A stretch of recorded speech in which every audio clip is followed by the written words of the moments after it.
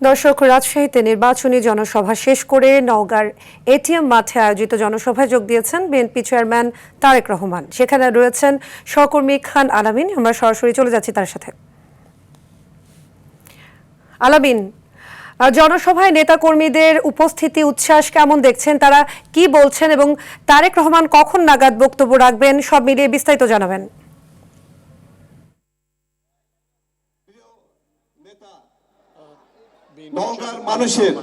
নওগাঁর মানুষ সব সময় বিএনপির পক্ষে, ধানের শীষের পক্ষে।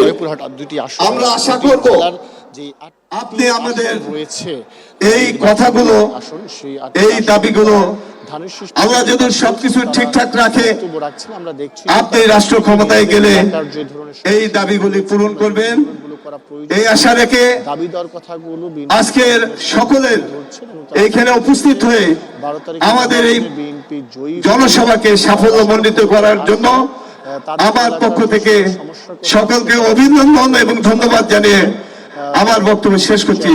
ধন্যবাদ সবাইকে। ক্রমান্বয়ে বাস্তবায়ন হবে এবং ধন্যবাদ জাহিদুল ইসলাম দুলু ভাইকে।